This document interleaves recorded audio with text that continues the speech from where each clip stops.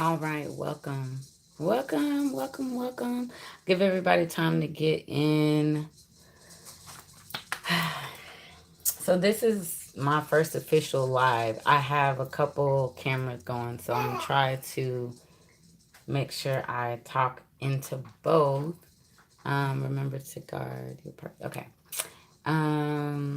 Welcome. So, I'm going to go live. However, I'm going to still do my regular video, my regular updates to just kind of, just like I've been saying, just kind of give an update on all the things that I've been getting results from and just to share what results I did get. So, I'm excited. Hey, I wonder if I can see like comments and stuff. All messages are visible. Let's do that. Okay. Hopefully,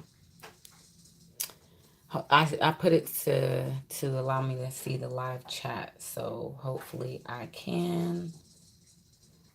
All right. Well, let's just get right to it. Okay. So, um, the first things that I kind of wanted to give you guys some updates on were kind of where I left off, where there were two things that I was in the middle of doing before the police got involved, and it kind of like put a damper on.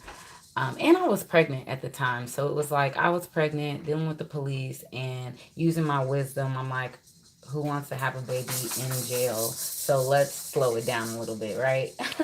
So, the first updates that I wanted to kind of talk to you guys about was acquiring a domicile, um, acquiring a home, and with the different things that we know about our signature, the promissory note. Um, for those who have already been at a closing table, knowing who's at that table, who the attorneys that are at the table, the those that represent the bank that are at the table, the realtors who they represent, and what all is in the closing documents, what's all in the papers. So, I've been at the closing table once. Um, Close to the closing table on the two other homes. No, I got close to the closing table at one other home, and then I actually acquired a home, and then it was fraudulently like taken from me. So that's kind of why I wanted to talk to you guys about this stuff, because I'm getting remedy, I'm getting results, but it's not a long lived victory. And so that's kind of what made me want to kind of share and just give you guys some tidbits and some things to be thinking about and be mindful on while you're on your journey. Always think about the 180.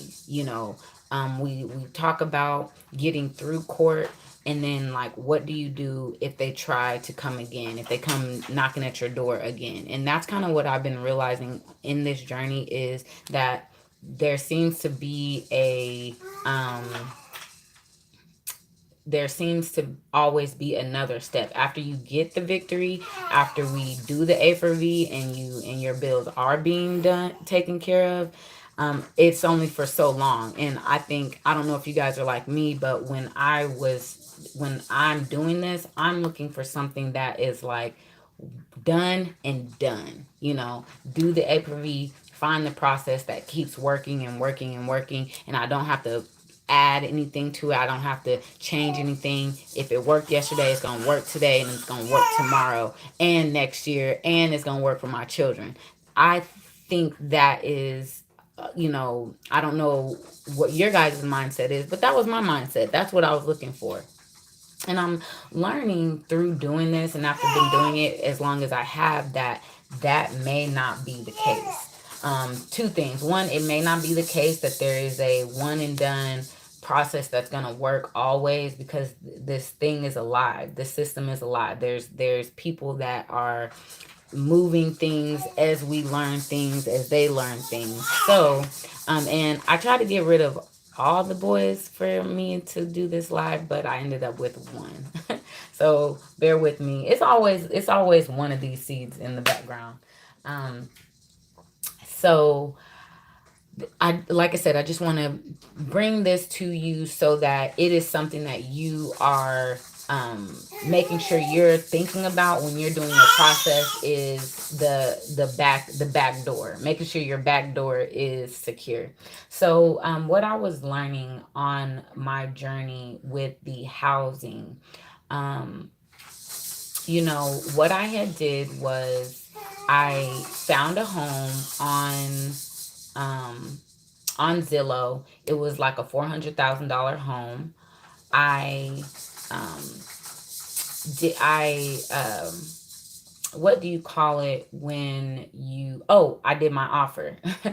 So I did my offer, and it was interesting because I when I did my offer, our offer is just stating how much you will pay for the home. So the offer is in a document. It's pretty much a contract, right? So I mean, it was very detailed, and it discussed the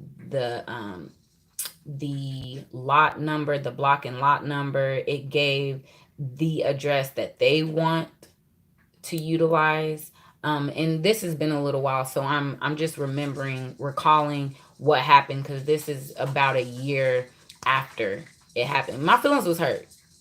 You don't have your feelings involved in it. So that's another thing that I will bring to your attention while talking through what I went through. It will help you prepare your mind, your emotions for this journey, because it's an emotional one. It's an emotional journey because your livelihood is tied into it. Your family, is going to be affected and impacted by it. So it is emotional, and it's hard for it not to be. So I got that document. I didn't negotiate on the price. The price was the price, $400,000. That's what I put on it. The realtor signed it, I signed it, and then his supervisor or whomever signed it, right? Boom. So I learned that that's like the first step, is getting that offer. And surprisingly enough, just getting that is a lot. Just getting to that point is a lot. So how I was able to get to that point is I came as a trust. So when I approached the realtor, I let him know from the beginning that it was my trust that was going to be purchasing the home. And I am very confident that me using that is how things were able to go so smoothly. It was as if they like rolled out the red carpet for me. Like, honestly, this was a $400,000 home. He let me go in many a times by myself, give me the key, go in. I was in there. I was I had them get the hot tub working before I went, because we talk about the things that we want, how you want the home before you actually um, close the deal. So part of the things that I wanted them to do was get the hot tub working, repaint the whole house, and new carpet in the whole house. Is this what we're doing? Okay, it is. Bear with me just a second. One second.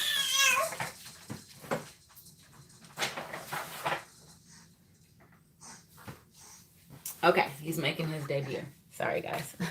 So, partly. So I, so I, approached him as a trust. That gave me a lot of trust. I feel like, it gave me a lot of trust that I did not have to do a background check. They didn't check my credit. They didn't ask for check stubs. And those are the things that, why getting to the spot where you can even make an offer is why that's even difficult, because though they make you do present all that stuff before you can make the offer. And a lot of times we're kicked out or we don't qualify already at that mark, right? But because I was coming as a trust, what they required of me to do that was my trust documents. So of course I had those. So of course I had my trust documents. He is so nosy. He's like, what is all this set up? Um, this is Israel world. So I had my trust documents. I had everything in order that they were looking for, so they didn't have any reason to, you know, deny what I was doing. So long story short, you know, I once they fixed the home and got the things in that I wanted, I told them that the payment to just add that in with the closing costs and everything like that, and that, you know, because I'm going to sign the promissory note. So on the side of me acquiring the home, for the method of payment, I had got a promissory note. I had got it notarized, if I remember correctly. I then put it on a UCC. And hey, um okay, good. I can see that I will be able to see comments. So that's good. Okay. Um so I put my promissory note on a UCC. I took a picture of all the pages. I think I did like a letter of authorization and stuff like that. And and I know I'm not giving you guys the specifics. Um Listen through to the end and you'll see why I'm not giving the specifics of exactly what I did. And so I claimed the promissory note on the UCC along with a couple other documents, giving them authorization to use it. And um, I had a Fidelity account set up as well. And I did a 1099. I did a 1099A and B. I went online to the 1099 online site, and I got the 1099A and B. I got those approved. So I can show proof of these things. So the 1099 got accepted. So I did a 1099 for the bank, because the bank is the one who's behind the whole deal. So they have the realtors, but you're not making your payment to the realtor. Um, the bank is actually who processes the instrument, right? So, and I'm saying these specific things for a reason as the story goes. So what ends up happening is the closing day comes, right? And you know, I'm ready. I'm ready. They did tell me they wanted that they deal with Fedwire. Thank you. Yep, Israel.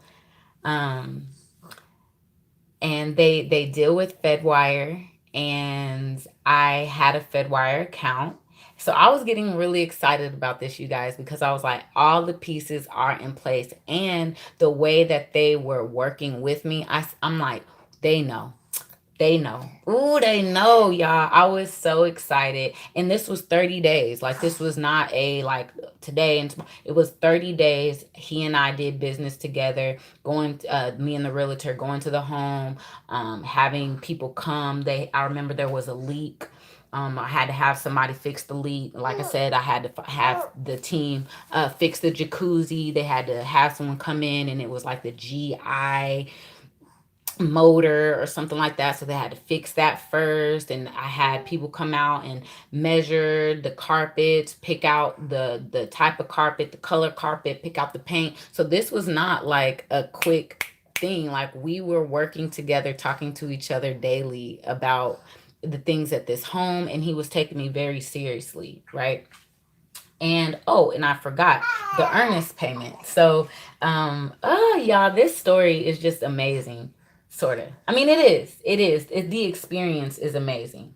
Okay. So, the earnest pay, I remember he said that usually the earnest pay is the, about 10% of the closing costs. So that would have been like $40,000. You know how much I asked for, that I put down for my earnest pay? $100. $100. I did a money order. Now I know some of you are like, oh, she did. Oh, yeah, that, yeah. I did a regular money order, and he was like, $100. Usually it's more than that. And I had got wisdom from someone else to just do 100. And I told him, I said, yep, just do 100. He was like, well, I don't know if they'll take it, but I guess I'll ask. And I'm like, okay, just ask. I got faith. Okay. I got big faith. All right. So he gets back to me. He was like, hey, they accepted it, and they should. Okay. So I was able to get through this very minimal, with very minimal stress. It was a great experience. So I did my $100 money order, for the earnest pay. I got that to him. So now we're getting to the end, and they are, and so, so what I had did was, y'all, the 1099A got accepted. So that's payment, right? And it got accepted for the bank that was behind the whole process.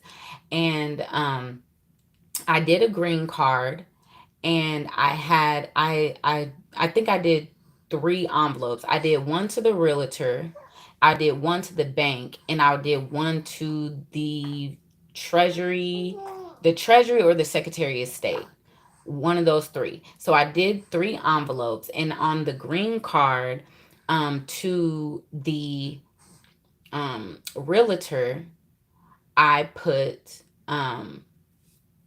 paid in full, payment received.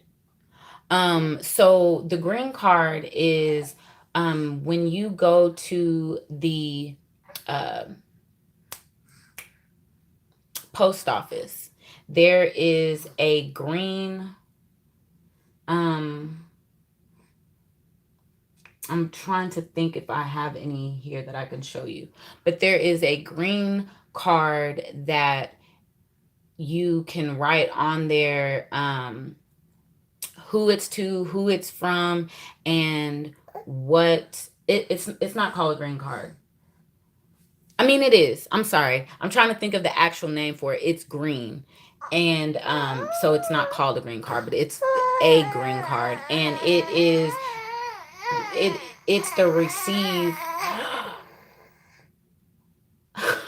it is the card that they're going to receive. It's a receipt. And so when it's the receipt that they've received the document. I'm sorry, you guys. Um, and on the reason why I use that, thank you, my head just totally was drawing a blank. A green return receipt. Thank you. And so it's a receipt. And on that receipt, I had wrote, it had my information on it. It had the bank's information on it. And I had that receipt sent to the realtor.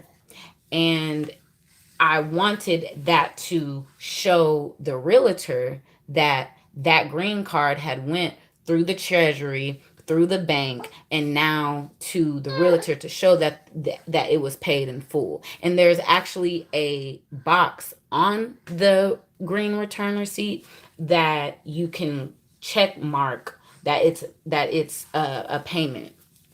So I'm doing my best to cross every T, dot every I. You're pregnant. Congratulations. Congratulations. Yep. Certified mail. But uh, what is the other one? I'm so sorry, you guys. It has been a little bit since I did a lot of the secure mailing. Um, but not registered mail. So there's certified mail and then there's registered mail. Certified mail is the green, registered mail is the red. And I did do registered mail with a green receipt. But many blessings to you, and I'm so glad to hear about that bundle of joy working up in there, being created. Oh, you're having a boy, so you're pretty far along to know that you're having a boy. Well, God bless you and bless that child. Bless you guys while you're bringing him in. Amen. Another seed is planted on this earth to do the will of the Lord. Yes. Yes, thank you. You made it. Hey. I'm glad you guys hopped on. And like I said, any questions as I'm going, please let me know. So I just knew I had this like jam-packed process ready and set. I got the confirmation that the realtors had received my packet, my return receipts. I was feeling good. Um, 34 weeks. Woo, you are, oh my gosh. You are so close. You're so close. See, he's actually 6 months. So I can just remember like yesterday at the 34-week mark. Make sure you're keeping your calories up. Eat fruits all day, all day, all day. That should be your snack. Don't eat a lot of like candy and junk food like we want to do. So anyway, I so okay, so then it starts to get real. So far nobody has questioned me about anything. Oh, and got engaged. Many blessings. I'm sorry, y'all. I just love to hear good news. And we have somebody on here. Rebecca, shout out. 34 weeks pregnant, just got engaged. Love that. Bring that union together to bring that baby into something that is just solid. Now, be prepared for the ups and downs. Know that they are going to come, but you made your commitment to ride it out. So just ride it out. I mean, none of this stuff is easy. Parenting isn't easy. Friendships aren't easy. Um, being alone isn't easy. What do they say? Pick your heart. No, nobody's journey is easy. All of our journeys are difficult in some way, shape, or form. So just be ready to receive the knowledge, the wisdom, the maturity, everything that comes along on with these journeys. So okay, so jump back to it. So this is when it starts to get nitty gritty, because so far through this whole process I had not been what's the word, they had not tried to go against me in any way, or there were no barriers that were presented. Wow, the due date is the 24th. Well, my 10-year anniversary is on the 25th, so look at us. That's cool. So on the when you're get going into labor, I shall be loading a flight to Galveston, Texas for our 10-year anniversary. And what was I going to tell you? It'll come to me later. What are you trying to get, baby? What are you trying to get? So okay, so just to bring it on back, I there was a point where I think I maybe called them to ask about that payment. Like, had they received anything? Because I think I was waiting to see something change somewhere. I expected them to call me. I expected something. I mean, getting a green card that said paid in full, treasury, this and that. I figured I'd get an email, something, and I didn't get anything. So that made me reach out. And I remember talking with the um and I remember that I went up there and I said I asked them for a W-4. I remember asking them for a W-4. And no, I'm sorry, not a W-4, a W-9. And I remember when I asked them for that, someone from their big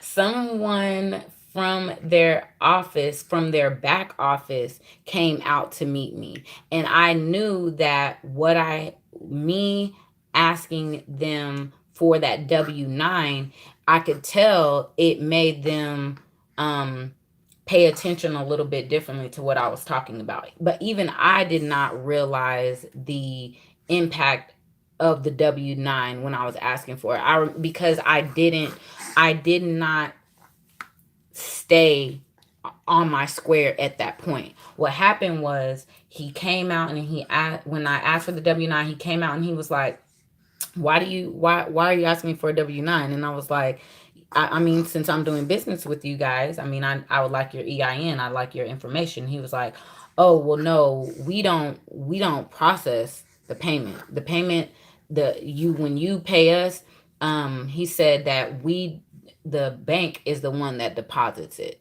So you don't need our W-9. We're nowhere in the process.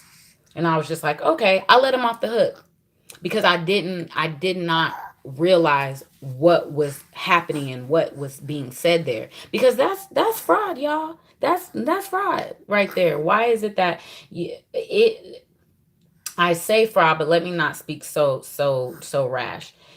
This is the way that they are moving around us and creating barriers for us.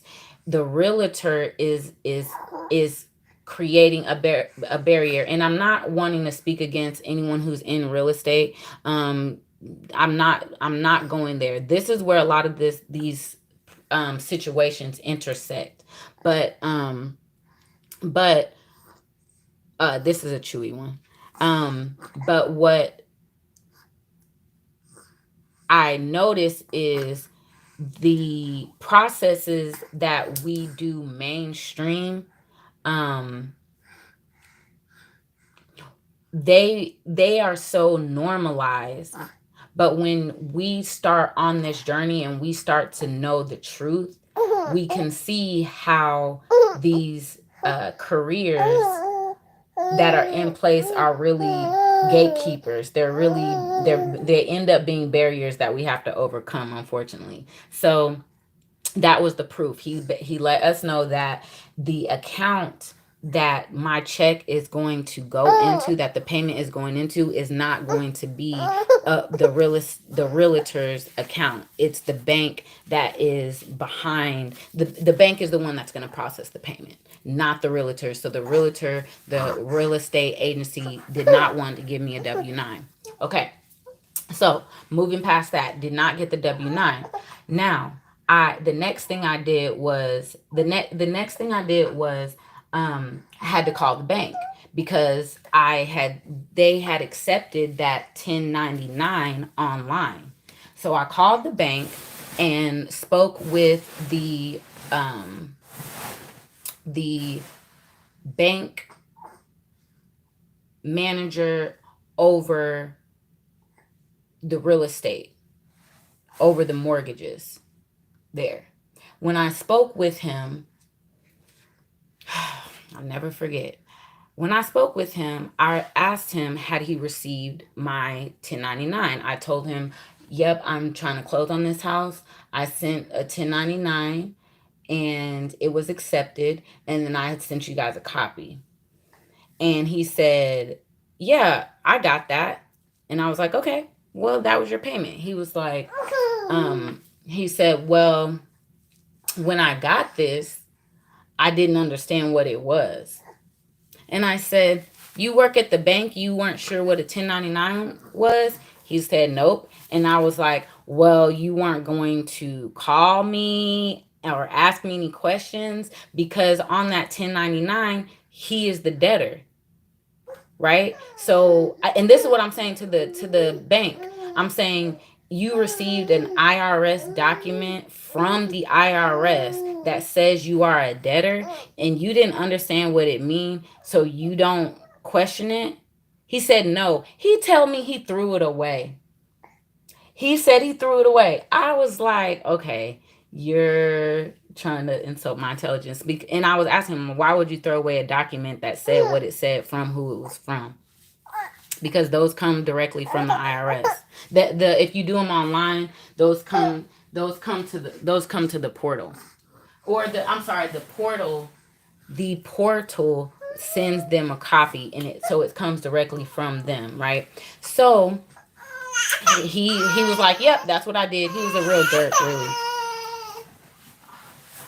Uh, this is not gonna work, guys.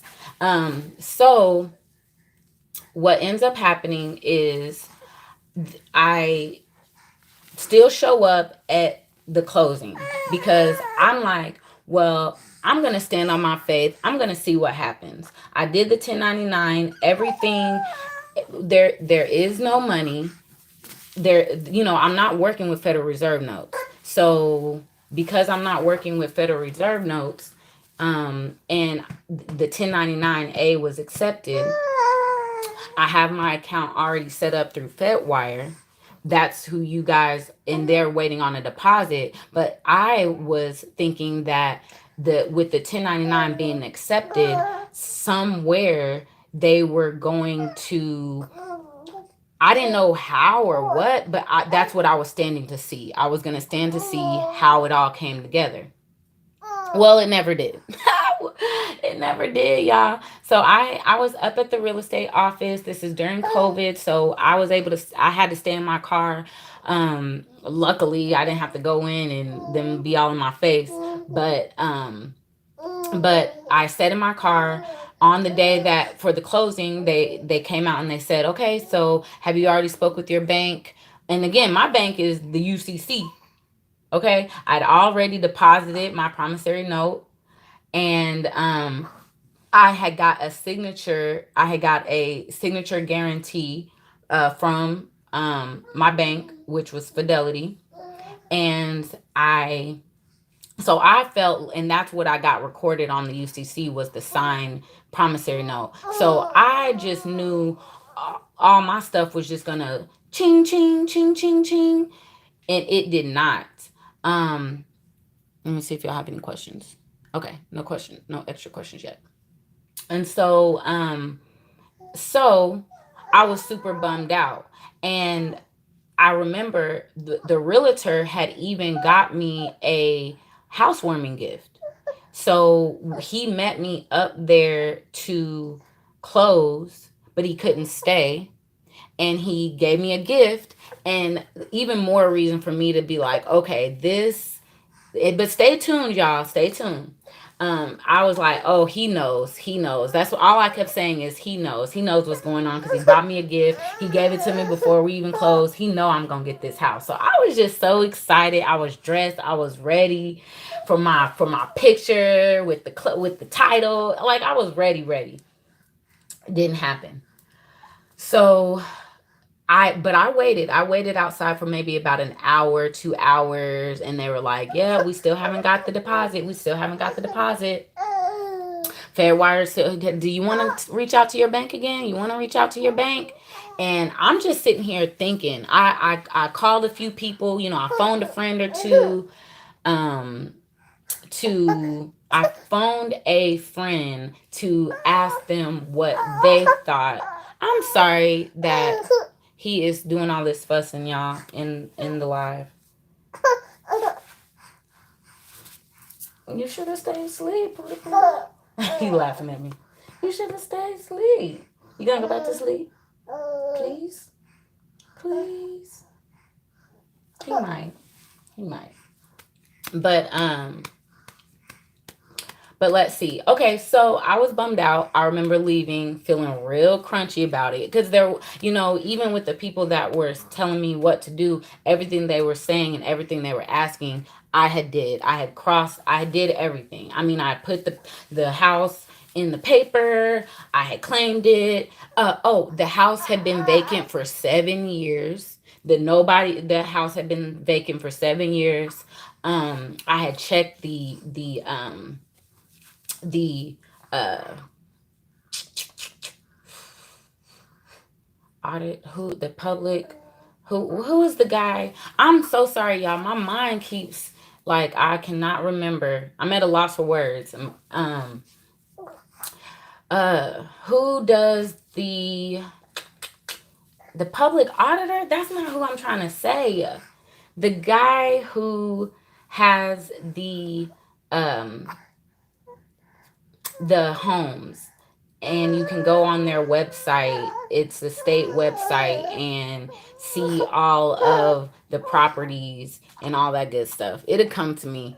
Anyway, I went on there. I had checked about the home. Nobody had owned the home. Actually, okay, the bank had owned that home for the past 7 years. Um, there had been no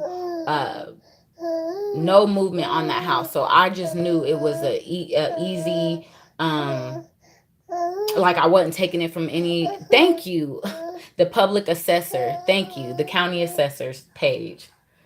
And I went on there and did all my homework. Nobody had owned it. Like I said, I went ahead and put even the home in the UCC. I had uh, did the lot. I was actually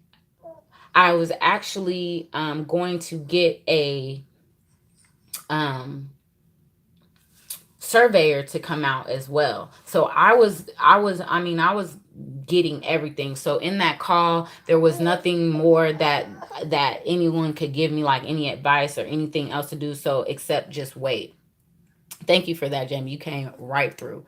So what ends up happening is um I didn't get that home, but I went by there maybe a month later when I was like, okay, my boys had been there. Like, we had been all in the house. It was just a whole thing.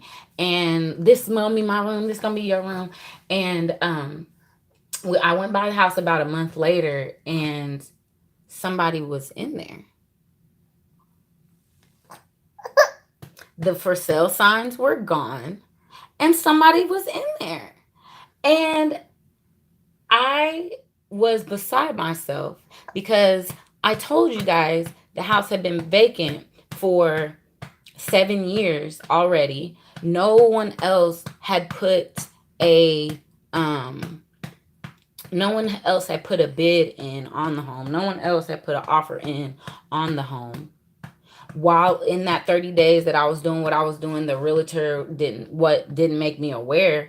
But I mean, somebody was already moved in, and something told me that what all that I had did, somebody had took that house from me. The debt or lien have to be there for the 1099A to set it off. um Africa guy I know added 10,000 in notes, some stamps, and a money order. Security of Exchange Act 1933 and 4 Graham Leach Bailey Act. Some stamps and a money order. I had I so there's a couple homes that I did. So that was one. And that's how that one worked out. Working 1099, sending to the bank, green return receipt, putting it in the paper, um, all of that. Putting it in the paper, all of that. Giving notice, giving people opportunity, claim the home, put it on the UCC, put the payment on the UCC. Like a lot of the stuff that we were learning a few years ago. Did it. Okay, and I'll speed this up for the second processes. So the second home, I did something very similar to where I sent them silver, um, so many things. And with those, and even a few of the other people that I had helped get into their homes. And when I say help them get into their homes, we basically just strategized together, and bits of my strategy went in with the strategies that they had. And he was probably able to be in his house for about 60 days till the police came, y'all, with guns, evicting them right then and there. And they said that um the family had just that amount of time to pack up what they could and get out the house. He sent me the video of him getting kicked out of his home like that, and a truck bed full of all their belongings as they were being um violently evicted from their home. What's up, baby? So this is why I kind of wanted to share this kind of stuff with you guys, because it's real serious. Like, the stuff that we're doing and the stuff that we are coming up with, it is real, it is true, it does work, right? It does. The thing is, the system that has been placed on top of it, um who has infiltrated the system, who has the mafia that has, oh, you squeeze one out, the mafia behind, our government agencies and stuff like that. They don't want the liberty, they don't want this stuff to work. So it's not that it doesn't work, it's that there are people in place making sure that it doesn't work, so that we can stay being a pool of slaves, a pool of mindless bodies that they can just pull our energy from. Yeah, yeah, yeah, yeah.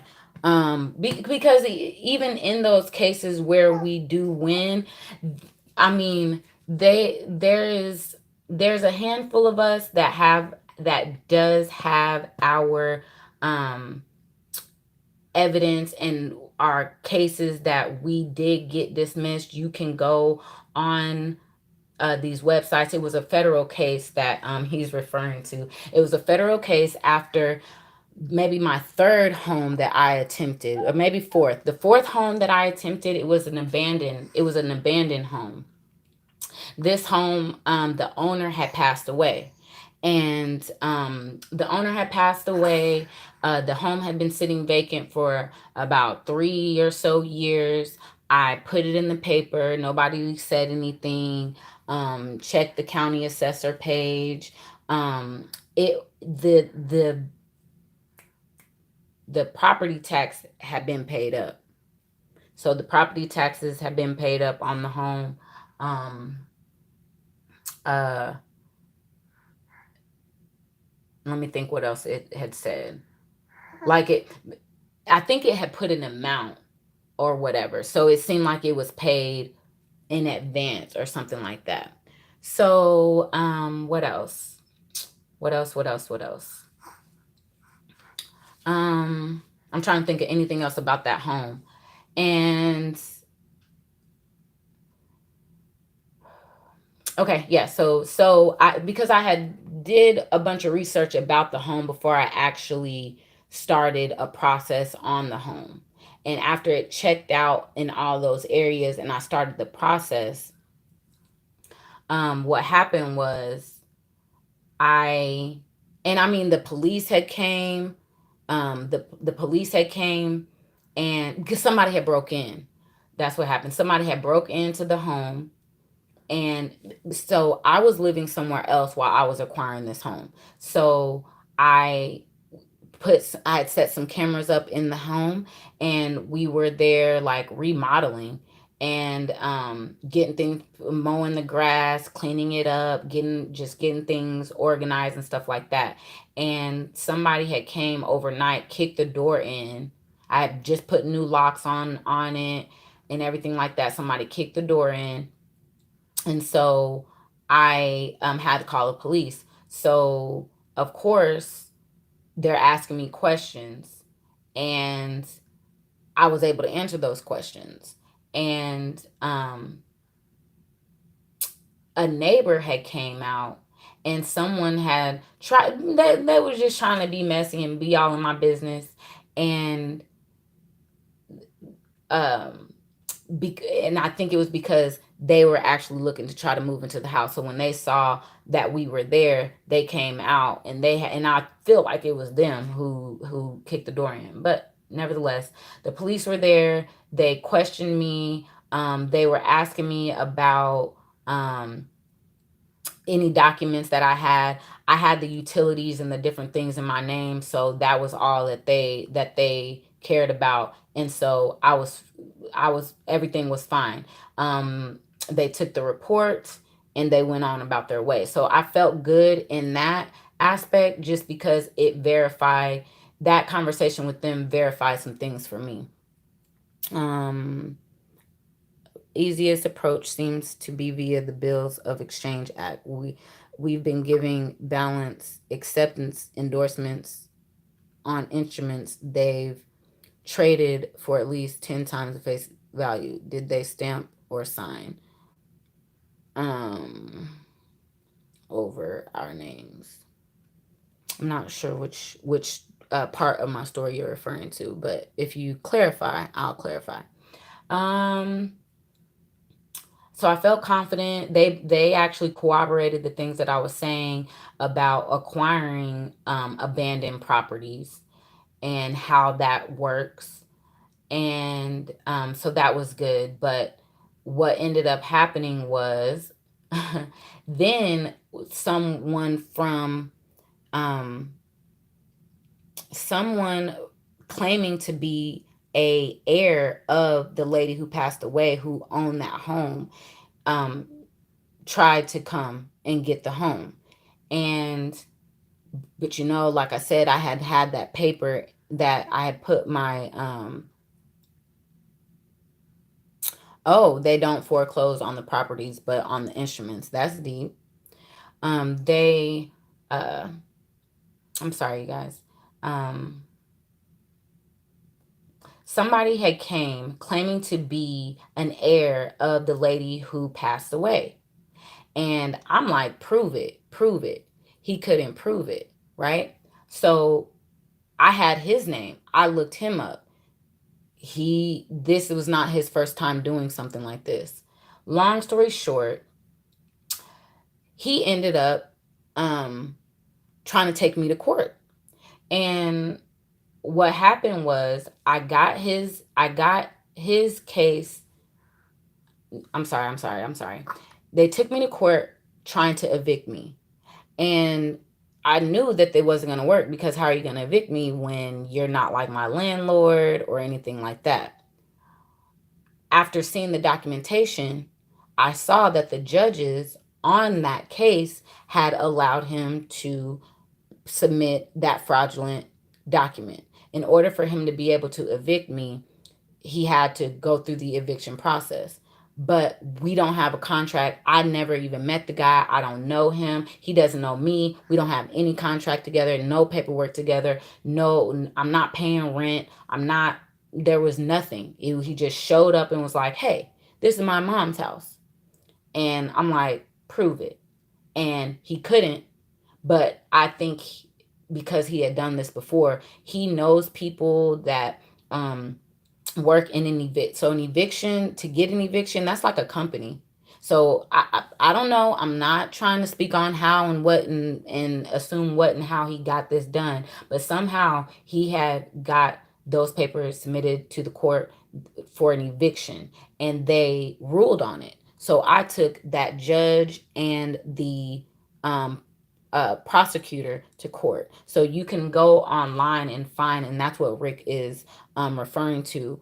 Um, that I got that case dismissed because it was false accusations, false evidence, and it was their um, responsibility to verify the evidence, and the fact that I had all the documents that I had submitted prior, they completely ignored me putting on record that the his documents were false. So all of that even brings me back to what made me slow down a little bit on all this learning, is because they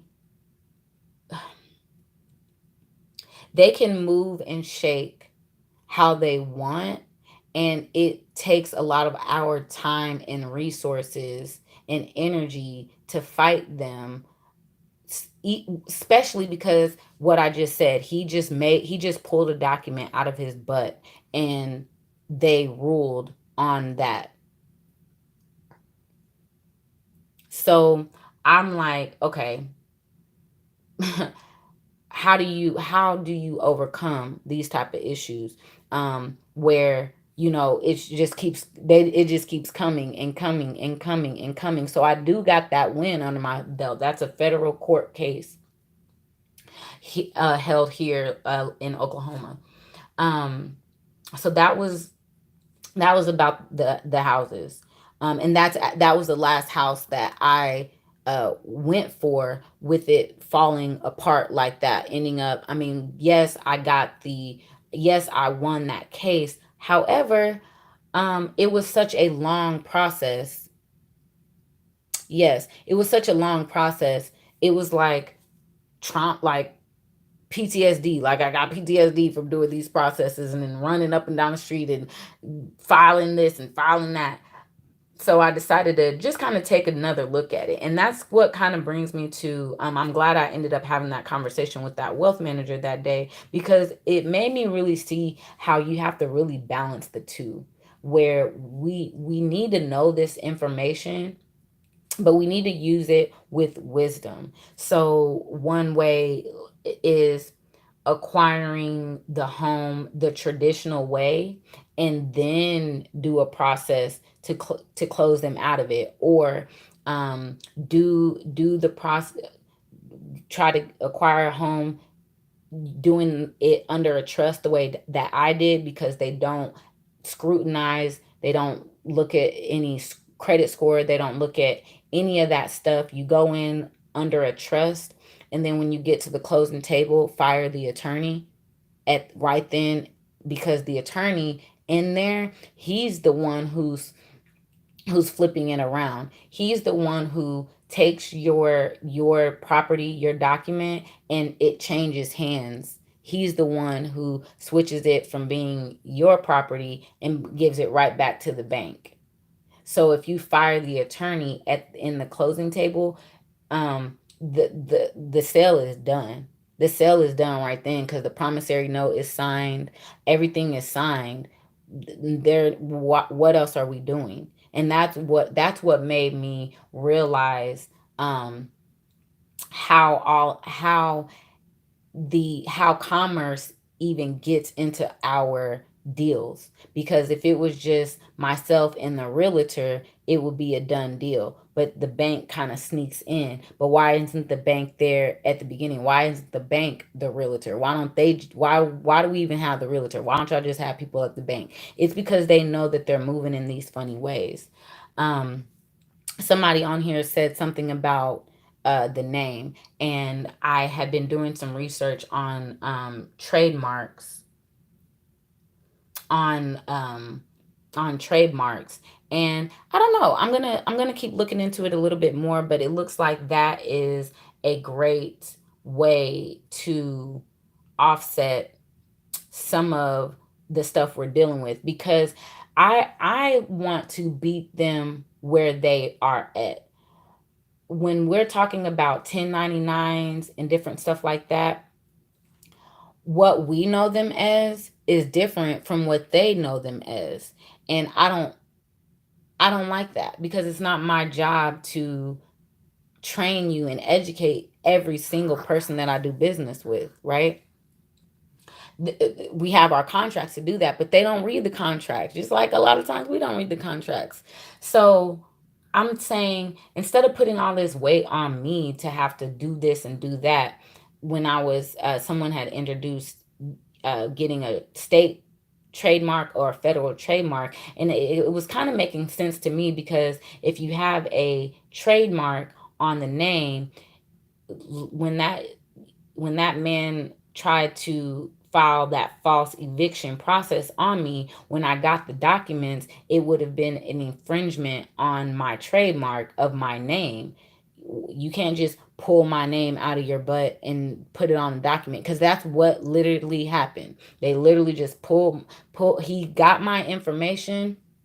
He got my information off of mail that was out there, and or a letter. He got my name off of something that was outside of the home, and that's how he wrote that stuff up, and then they used that address to serve me, right? And so I want to be, and then the same with the IRS. They did something very similar for so let's kind of move over to the next thing.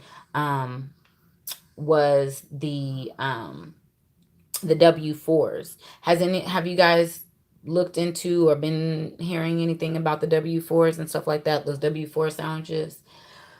Those sounded really good. Well, in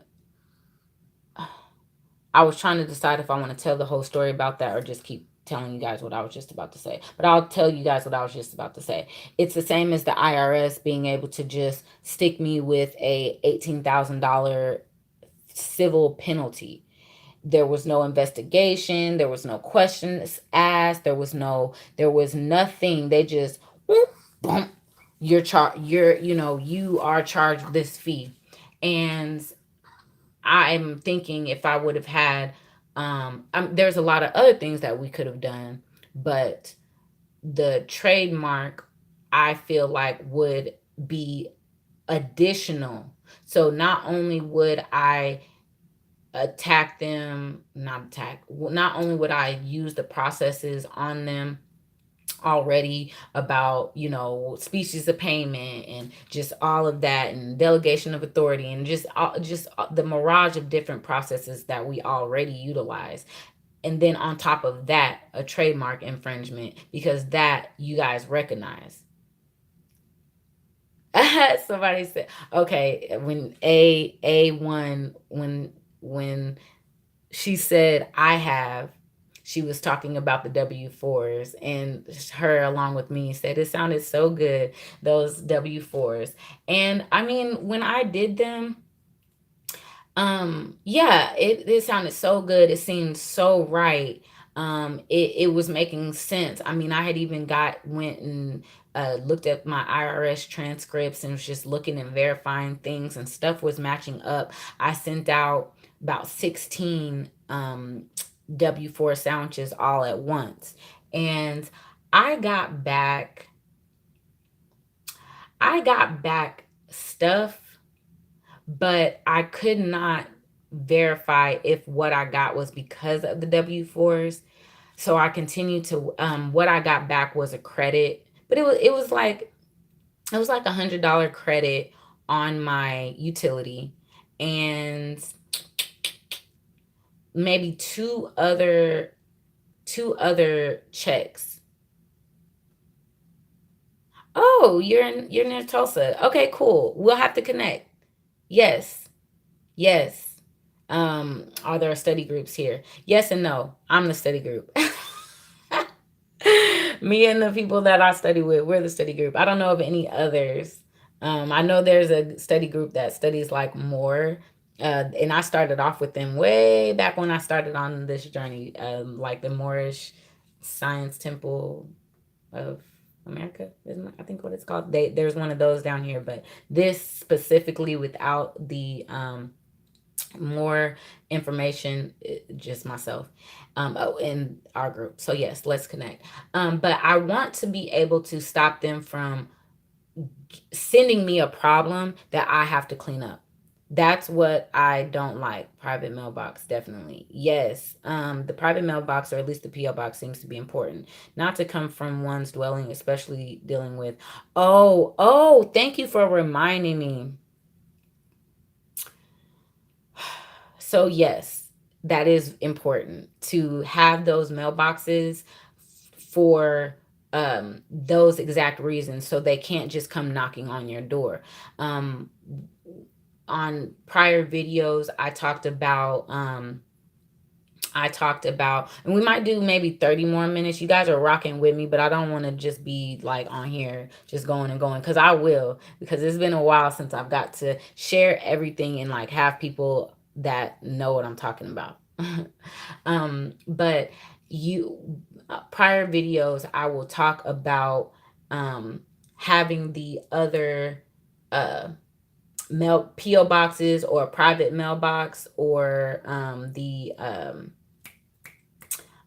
virtual mailboxes, because they are your protection against solicitors. These are going to be the courts when they come and try to serve you, or other things like that. But that's the major one, because it did happen to me. Um, I did have the private mailboxes. I did use the PO boxes. I did have the iPostal address, and it saved me. And what happened was, I went to check mail at my iPostal address, and the guy there was like, "Hey, so what do you do? What are you into?" And I was just like, "A lot of stuff. Why do you ask?" He said that some guys came looking for me. And this was also around the time I was doing the no postage. Y'all, I be into some shenanigans for real. Cause thank you for reminding me.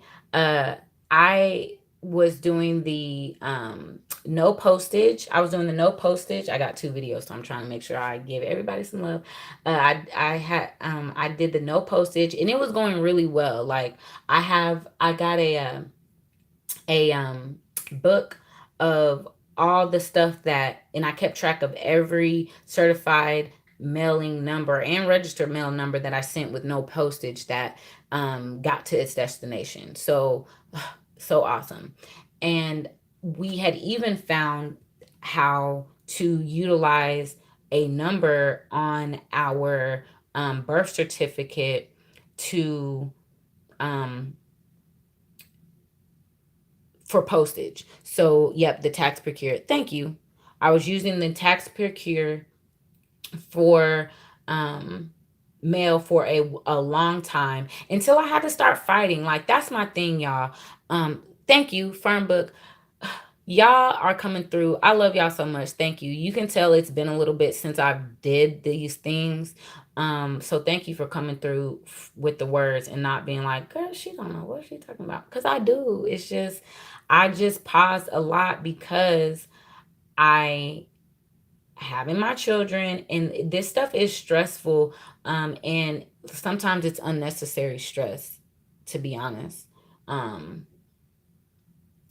and so anyway, I had my firm book. I had kept track of every Tax Procure mailing that I sent that arrived, but at some point they stopped arriving. At some point, what they started doing was they would send the letter would be delivering, and then when I went to verify the address that it was delivered to, it would be left at the post office, or they sent it back. They would send it back and then make me have to pay for it to send it back. So I was also doing credit repair for people. So I was also using this in my business, not using the Tax Procure for my business mailings, and they would mail the stuff back to me and make me have to pay for it in order to mail it back, or it would get to that post office and just sit in whatever state, just sit in the post office and not move, or they would send the person that was to receive the post, my mail, they would send them an invoice and say, if you want to pick up this mail, you have to pay for it. So all those different things started happening to make me stop using that. I could have, I was waiting to get in touch with the inspector general for that. Um, Melissa said she can't get a firm book. Yeah, some of these post offices, they're funny. That's what I'm saying. There is so much drama that we kind of have to deal with, because every establishment is different. Every establish every establishment has different rules. And that shouldn't stop us, but we do need to use wisdom and stop being insane, doing the same thing over and over and expecting different results. Um, but that's what made me slow down on the tax procure, stop doing it, because I was like, look, it's starting to make me lose mail and stuff be places I don't know where it's at, and then it would be giving me anxiety not knowing where my mail is and if it's actually gonna go. So I hate, I remember that, and I hate having to go through that. But anyway, so we figured out another way. Yes, so much opposition. So we figured out another way, and this way was actually doing really well. This way, it was, we were always able to use express mailing, so the stuff was able to get there like priority mailing, like a day, 2 days, 3 days. I think 3 days was probably the max. So I like that one. That one I was able to use. I think it was a 9-digit code from our birth certificates, and it was, when you use, it's an exempt number, and on the um, priority mail stickers, there was a spot where you can put your exemption ID or your exempt account number, and we put that 9-digit number there. The post office would scan it, boop, zero. So I used that for a while, and I used that one so much that that is what caused the someone to come looking for me at my iPostal new address. They shut down my PO box at the post office. They shut it down, and then and tried to make me pay for it. Like, I went to go and check it, and my key wouldn't work. And I had already got tired of them. They didn't like me. They didn't like me getting around their little stuff, and every time they said no, I was able to find somebody that said yes, and I would come in with my register mailing stuff, and they're looking like, how did you get this? Because we thought we had put a barrier up and you weren't going to get it. But I always got it. I always was able to overcome. Right. But again, that was another space of opposition. Again, and it's not meant to stop us, it's just meant for us to move it around another way.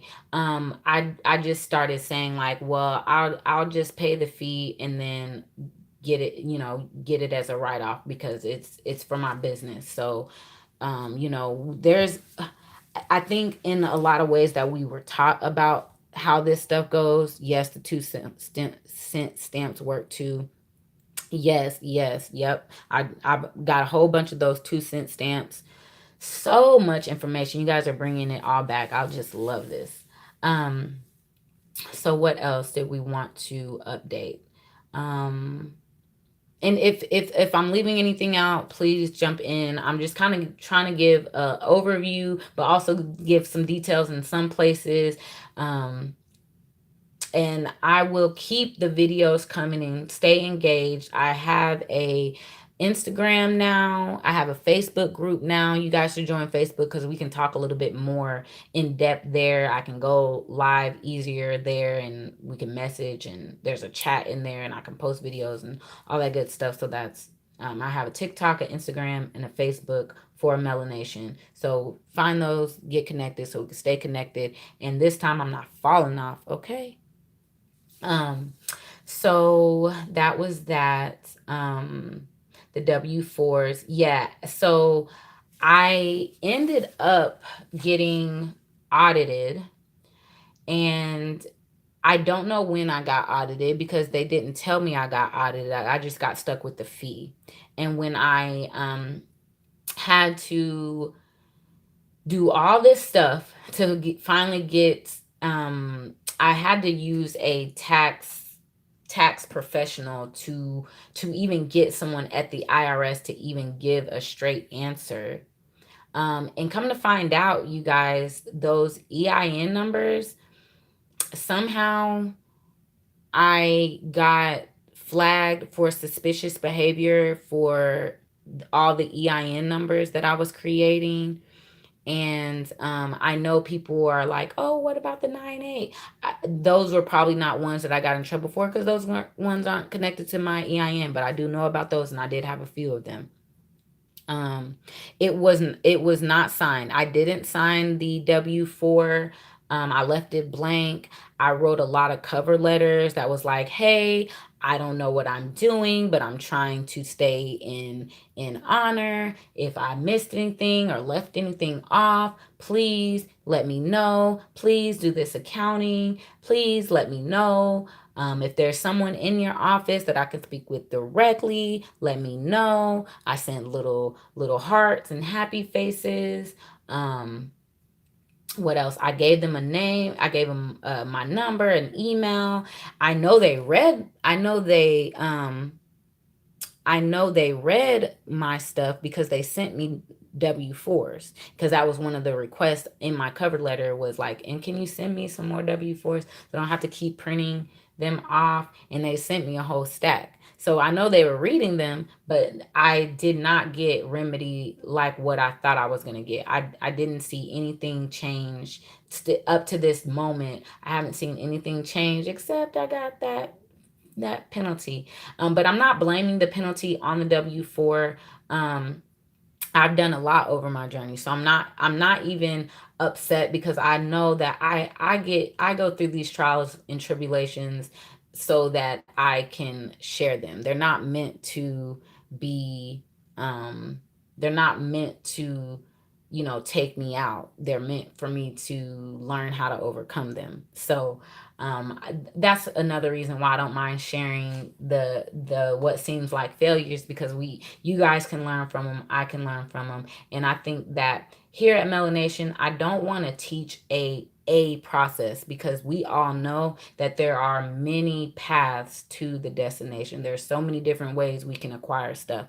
And I've also seen different things work, A for V, and I've seen different things work for me and then not work for others, or stuff work for them and not work for me. One thing that I've been telling people as they are, listening to different gurus, and um, Melanation 4409, I think, is my Melanation. I might need to go back and change my name, because that's right. There are a few. Is there a place where we can go to see well documented successes of mine? No, but I can put that together. That might that's and actually that's what I was gonna start doing in that Facebook group. Now that I got it open, like it's super new. I will go in and start uploading the pictures and the documents and stuff that I have to show you guys. Um but I think that when you guys are going out to these different people and taking these different classes, ask them about, first, if it's me, I ask, one, have you done this yourself?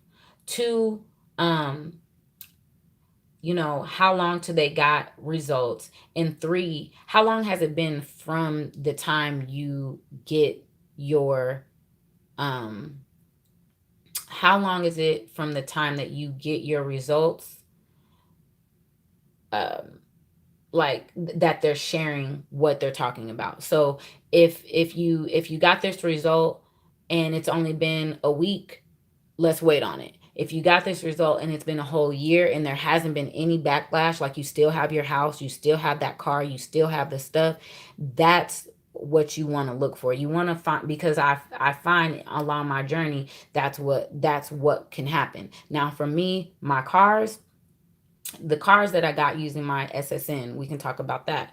Um, I got, I actually acquired 3 vehicles using my SSN online. Um, one of them, one of them I had delivered. The Highlander was delivered. The Escalade I went and got.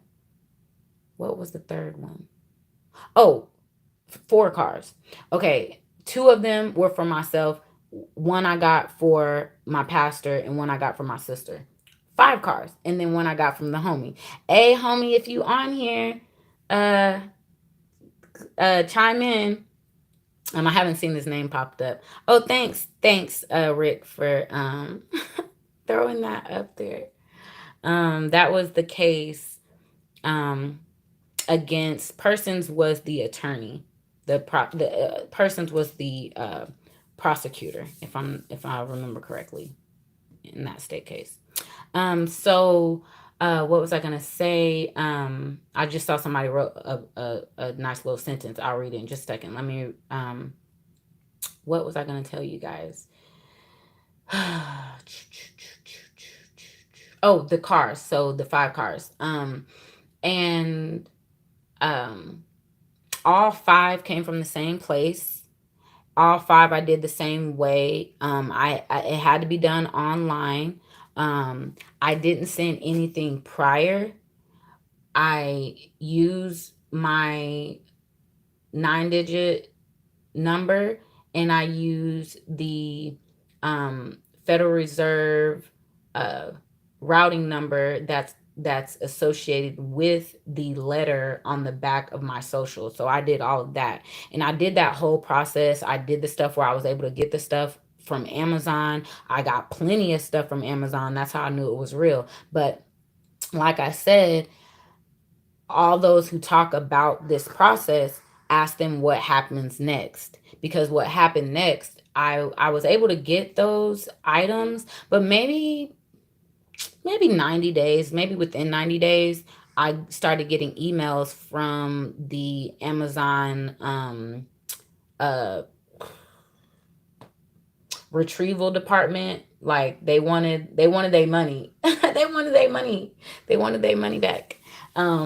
Because I had used that process, used my social and that routing number, and they don't get Federal Reserve notes from using that system. They're going to get credit. They didn't want credit. They want debt. They want debt notes. They want the stuff that keeps me in bondage. And they weren't getting that. And so they started sending me stuff. So all I did was A for V it.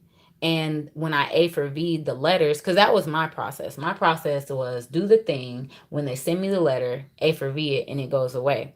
For the most part, it does, but not all the time. And so for the ones that don't go away like that, you just kind of got to use a different process. And sometimes they don't go away. Sometimes those dead notes end up being the only language that they understand, right? And so that's why I said having a balance of both. I don't think we just throw the baby out with the bathwater type of thing. And I think that's what a lot of us were kind of thinking that happens on this journey. And I think it's because of so much trauma behind money and getting money and being discriminated against, so that we can't make the money that we want to make. So we're just like, oh, I hate money. I don't want any of it, you know?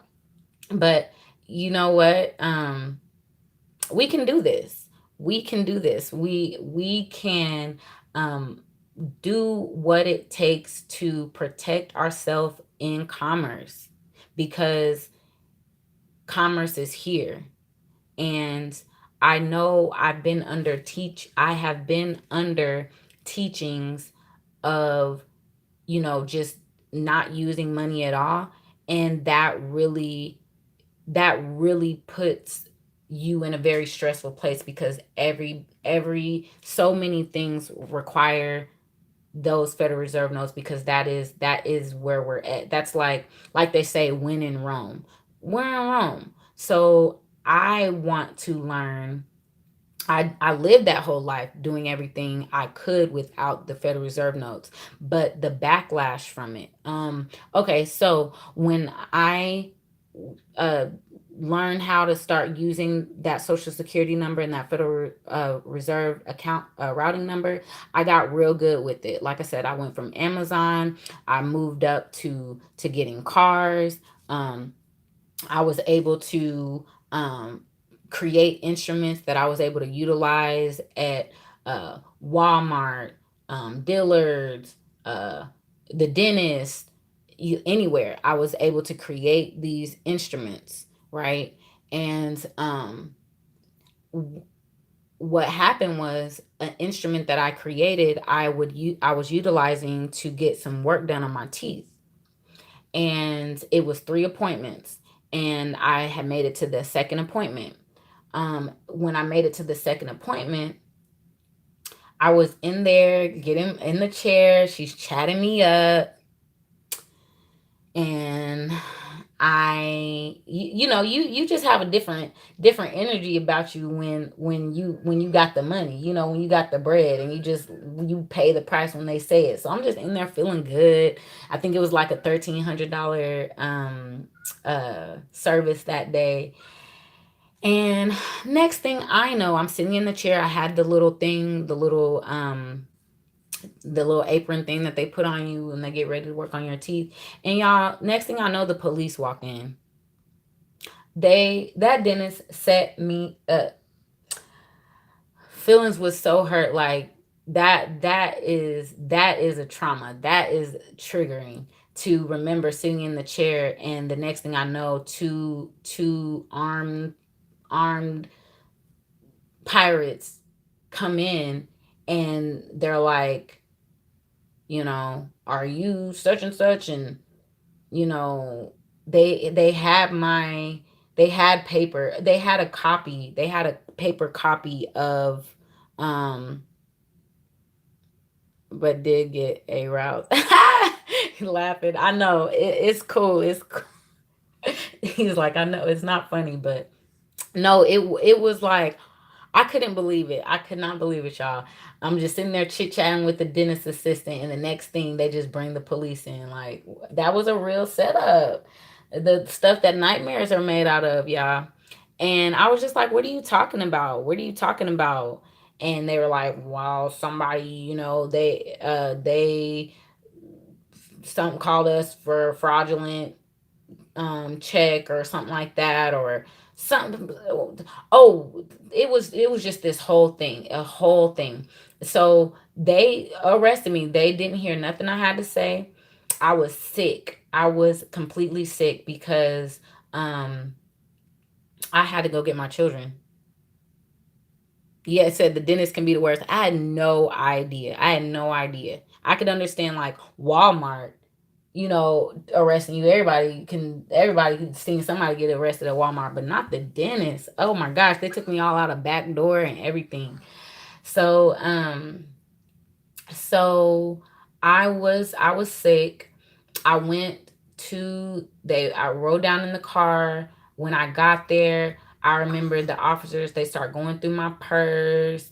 They found other instruments. They found receipts from instruments that I had used prior that had already been approved, which I think triggered them other stuff shutting down around me, because they had got my instruments. So I think what they did was they called my utility company and told my utility company what I had been doing, and had my utilities cut off. And I'll tell you guys that story in a second. So what happened was, y'all getting all type. Y'all need to go get some popcorn, because this is all type of stuff, all type of shenanigans. Um, and I remember, but I told them, I said, but it's my social security number, and no, and I was like, but it's mine, and I said, I'm using the law. This isn't wrong. Um, I said what I said, but they weren't really listening, and they they let me go. He said, I got all day. They let me go. I did not go to jail that day. What happened was, because this is when I got the epiphany. This is when things started changing for me, y'all. So I they let me go home, and I think it was because I had stuff put on record, because I'm trying to figure out why I went home. Like, I have an injunction in place, and I was telling them some stuff about their stuff that day. That was when I was a lot more feisty, and I was calling them solicitors, and I was telling them about themselves and how they for debt, they're debt collectors for the state, and all this is, yeah, I went there on them. And so they let me go home. And I remember they had given me a public defender, or they were telling me, like, on the preach, on the document they had said that there was a public defender, and they had gave me a number and a name to call, like basically saying, like, you'll have court on this day, here's a public defender you can call if you don't have the funds to do whatever. And at this time, I don't think I was pregnant, but I know I had a little one, or something was going on. And I say that because I remember I was just exhausted, and I just was not ready to fight this case. And I was about to fight a fraud and a bogus check writing case. So I was like, stuff just got real. Like, y'all, like, I think I was facing like a felony charge for fraud and bogus checks, and they had all my other instruments. I feel me getting hot just thinking about it. They had all my other instruments, so I was like, the if they added up how much stuff I got with these instruments, yes, this stuff takes a tremendous, without all the extra, it still takes a lot of energy. So what? So I remember, sorry, he waking up. So I remember what happened, y'all. What happened? So I just remember stuff got real serious for me at that end, and I start re thinking some things, and rethinking my actions and thoughts. And this, what happened was, I said, I'm not a criminal, and I'm not about to keep feeling like I'm not a fraud, and I'm not writing bogus checks, and I'm not doing anything, because I started realizing how I was just moving through the city, and how much danger I was putting myself in doing this. But because I was under the mindset that I was righteous, and I was under the mindset that I was, the holder in due course, and that I'm doing things the right way, and that you guys are the fraud. I was just doing stuff with, like, proudly, and to have gotten arrested, and now everything that I thought I was doing in such this righteous way was turned around to look like I'm just this evil criminal. I um then I got mad, and I was like, well, hold on, but I'm not that. I'm not that. And I felt the Holy Spirit tell me, if I what did he say? He said it like, if I well, it was a feeling. He didn't say it audibly. I felt in my spirit that if he can protect us out here in the private world, he can protect me in that courtroom. Some just hit me, and so what I decided to do was reach out to the to that public defender that I had, and I was like, I'm about to tell him my case. I'm about to tell him what I'm doing and why, and he is going to defend me based on what I'm doing. I wanted to speak with the public defender, and I was going to bring my UCC books. I was going to bring my CPA book, cuz the CPA book is how I was able to find out even more stuff. My CPA book, my instruments, my book about instruments, money works. If I need to be next to my library so I can point out all the stuff that I was going to show him. So I was like, yeah, yeah, that's what I'm gonna do. I'm gonna go in there and I'm gonna show him like I'm learned. Okay, I study. I ain't no criminal. I study. I'm with communities of us. We all doing this, you know. So I was just really in that space of like I'm not gonna feel backed up into a corner, and I'm not gonna say I'm guilty to something. That's what you guys are calling it, but that's not what I'm doing. And I called him and I was telling him about it, and I was telling him about it, and I remember him saying, you know, well, we don't have time, like right now to meet, but I will schedule you. It was going to be in the next month, right? He didn't call me back. And I think that the case was coming up. Y'all wait till you hear how this go. Ugh, because I didn't realize it until I was talking to somebody else.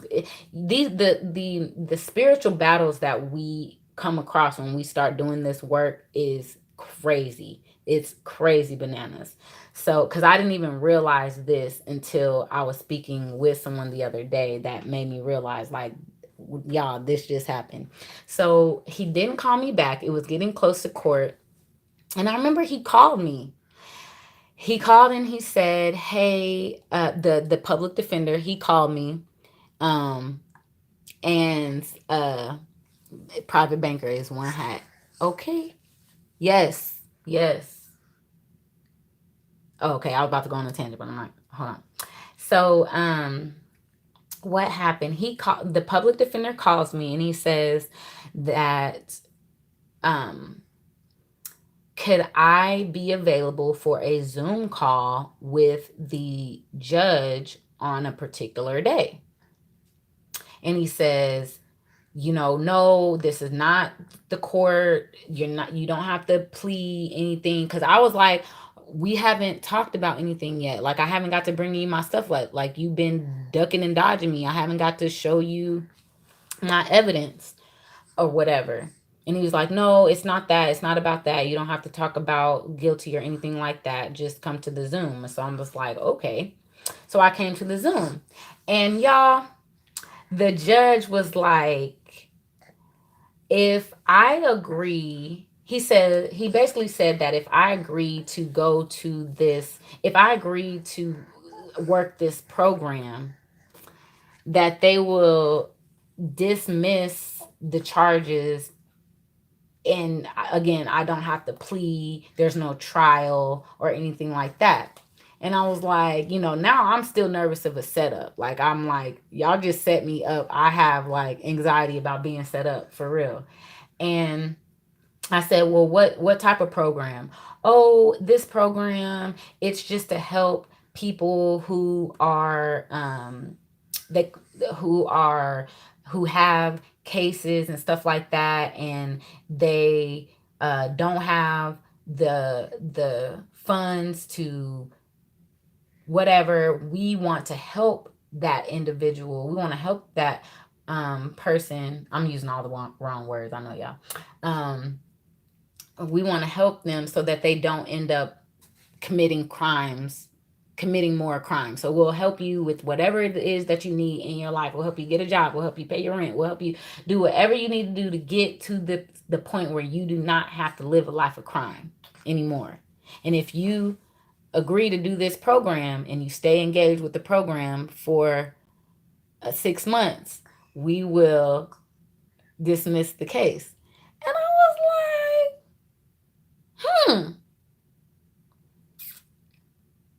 sure. So I just need to say yes, I'll do this program. And they're like, yeah. And I was just like, okay, yeah. And that is exactly what happened, y'all. No court, no nothing, nothing. And they're expunging it off my record. They're expunging the charge because I wasn't the accusation, the me being accused. Yeah, somebody said probation, but I wasn't like, it was a phone call. It was just a phone call. I wasn't monitored. I couldn't, there was no like traveling restrictions. I didn't have to pay no fees. There was no fines. There was no fees. There was no urination, no drug tests, no nothing. I just, and so I did. I told him I was, what are the things that I said I wanted? School, I wanted help with my utilities. What else did I tell him? Um, it was one other thing I told them I needed help with, and that's what they were helping, therapy. So they paid for the therapy. They paid for this, they paid for that. They were helping with my utilities, different stuff like that. They bought clothes for my children. Um, it was around the holidays, so I think they had bought the boys all, uh, you know, their little Christmas gifts and all that stuff like that. Like they did all this stuff, and then I ended the program. They gave me a certificate. I talked to the judge again, and he was just like, "Well, I'm glad that you were able to finish the process. You stay connected as we wanted, so you are free to go. No, nothing." And I was just like, "Huh." All of that instead of just letting me tell y'all, like, bring all my evidence. So it wasn't, so I was like, woo, dodged a bullet. Like, I didn't even think about, they just forewent bringing me to trial, and I didn't even think about it. I didn't even think about it. I didn't even think about why they did that. I just remember feeling in my spirit, just go with them. And because the advice that I was given when I was charged, and I talked to people, oh my God, they're trying to stick me with fraud and all this stuff. It was, don't go to court. Don't go to court. Um, file this, file this, file this, file this about the jurisdiction, that they don't have jurisdiction for this, file this, file this. And I was just kind of getting like, about what to do, and making sure that it was right, and making sure that they paid attention to it, and make sure that I'm not going to jail. Like, it was a lot. And something was just like, just go. And I'm glad that I did, because me doing that, it was so much less stress than to fight. The program was probation and prepaid from your estate. They might have you flagged though. Yeah, I don't know. I don't know. If you guys check on, I think it was Instagram, maybe Facebook, I posted where the guy who's doing the expungement, he CC'd me in an email, where he was talking to another judge or attorney, and they're working on my expungement, and he was like, "Well, she got one case dismissed, so can we get this other one dismissed so we don't even gotta fight with it?" And the dude was like, "Yeah, hey, if you can get it dismissed, if you can, if you ask any judge, let them know I am in agreement with dismissing all this stuff." So I who knows? Who knows? Man, me too. Why would you agree if you are not a U.S. citizen? They pulled you into their jurisdiction. How? Um, why would you agree if you are not a U.S. citizen? Pulled you into their. Um, yeah, that's kind of where I knew that stuff was just getting funny, when I was like, you know what? Let me just talk to this public defender, because all of us in this school of study would say, don't do that. Don't take their attorneys. Don't do that, because the attorneys are on their side. It's a conflict of interest for me to have an attorney and do all that stuff. So I know how I moved was like, oh, she did that, but we are protected on all sides. And even me going into the lion's den, God protected me so much. He protected me so much. And even when I say going into the lion's den, I didn't even tell you guys about me actually going in, because there was another time that I actually got arrested, and they were threatening to take my children to CPS and to impound my car. It was a whole thing, and they didn't take my children because somebody came, but they did take my vehicle, and they did arrest me. And what was crazy was, when they arrested me, I when I got to the place, I reached out to one of the ladies who, I just told you that they had me in this program or whatever. Well, I was still part of this program when I got pulled over. So I texted her and I was like, they're arresting me right now, and they're telling me I have a warrant, and I didn't have a warrant. But when I told them I don't have a warrant, you know how it is. They try to start talking to you crazy, and in the neighborhood I live in, they just feel like they can do people any kind of way. So they weren't trying to hear nothing that I was saying or anything. So long story short, I texted her and I was just like, "Hey, they're trying to take me to jail." Well, they did take me. They got me in. The guy was telling me, yeah, I mean, for real, he was like, "You ain't getting out of here tonight."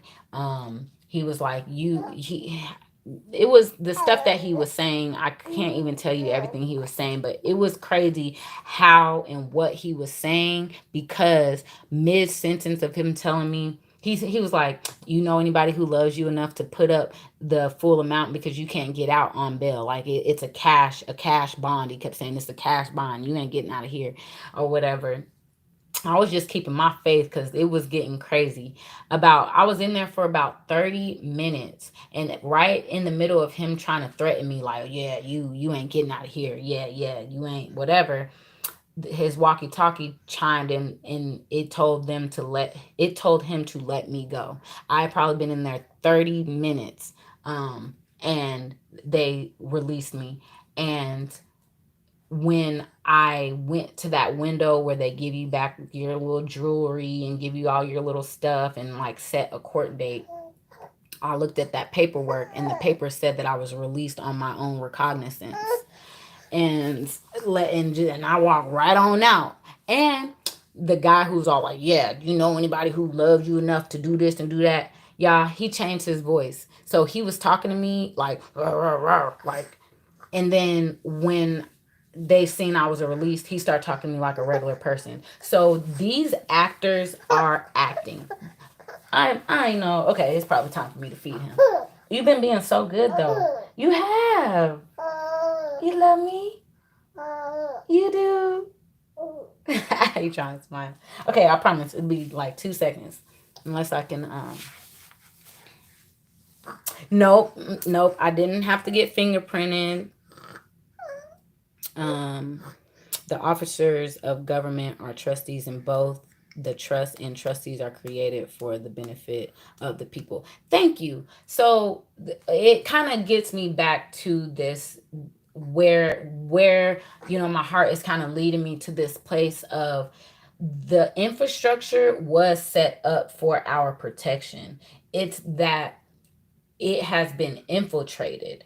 And so the way the system is created, we do have protections in the system. We don't have to be afraid of the money. We don't have to be afraid of the system. We don't have to be afraid of all this stuff. We are the head. We are really not the tail. And if we just learn the infrastructure and how things are supposed to be, we really do just speak. And yes, I did. He said you must have corrected your status somehow. I mean, I have. I did. I can talk to you guys about, and I am gonna cut this off here in just a minute. But let me see if I have it right here. Yep. My trust declaration. Oops, drop that. But I was gonna show you guys real quick. Um, what is this? Oh, this is my authentication. That ain't nothing. I just made this the first page of this document. This is my authenticated birth certificate. But what I was gonna show you guys was my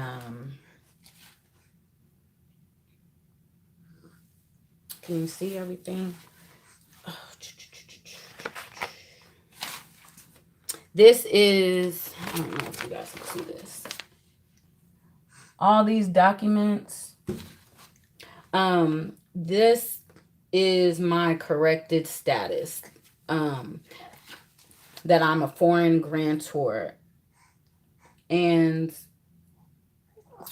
it has a cancellation of all powers of attorney from them. The Foreign Sovereign Immunities Act and the Paramount Claim of Life and Estate and a whole bunch of other documents. So I do have those submitted. That also could have been how, and that's the other thing. They don't tell us like, oh, because you have this on file. We are supposed to be protected against these pirates. We're supposed to be protected against those that are there to infiltrate. So we do have the stuff.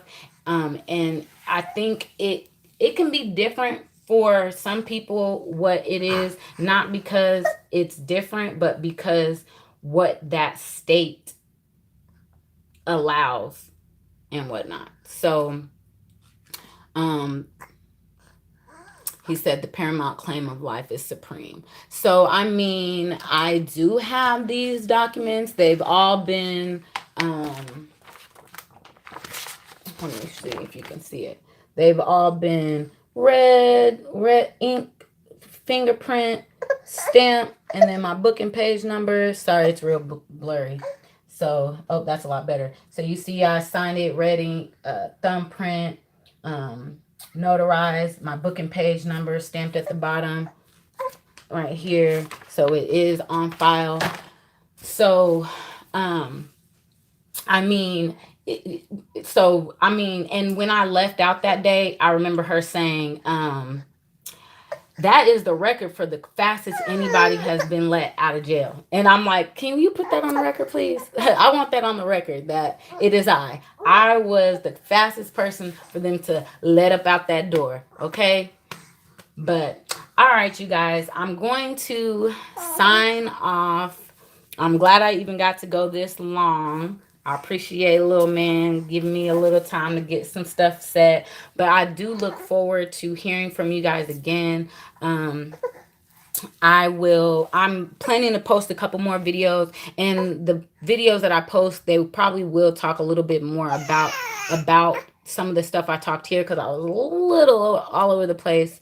But I was, we're live, so I just kind of wanted to stay with what you guys are talking about. Yes, are you going to leave your Facebook? No, I'm not going to leave. Oh, leave them like on here. Yes, I will post them on the video as soon as I sit down.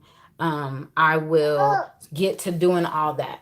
And I appreciate, let me just say too, the people that subscribe to my channel, you guys are some of the most loving, forgiving people that I've ever met. I don't have anyone bringing me any negative energy from the 6 years that I've had this page open.